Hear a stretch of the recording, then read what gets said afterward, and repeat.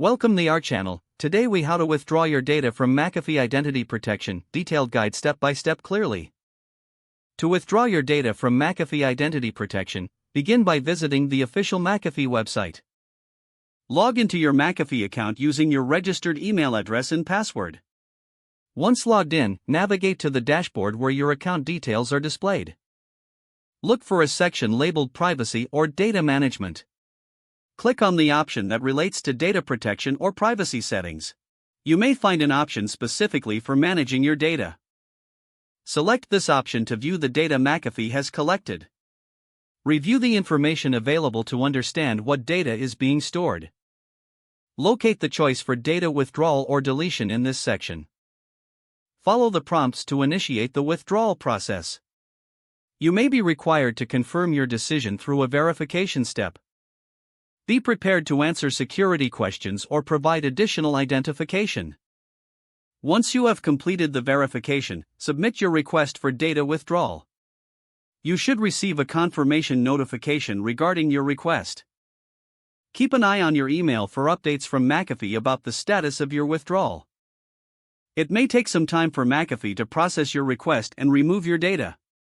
Once completed, ensure to review your account to confirm that your data has been successfully withdrawn. If you experience any issues, consider reaching out to McAfee customer support for assistance. If the page does not load, refresh the browser or try again in a private or incognito window.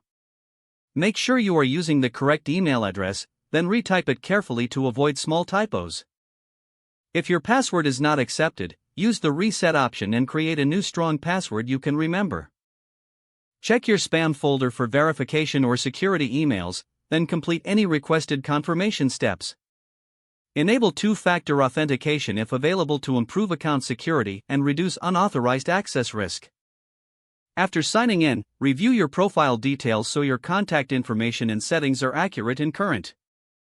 If you see an error message, note it down and try again after restarting your device and internet connection. Log out when you finish, especially on shared devices, to keep your account and payment information secure. If the page does not load, refresh the browser or try again in a private or incognito window.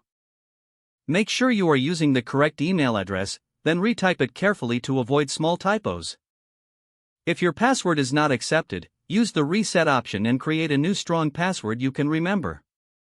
Don't forget to like this video and subscribe to our channel for more step-by-step tech guides.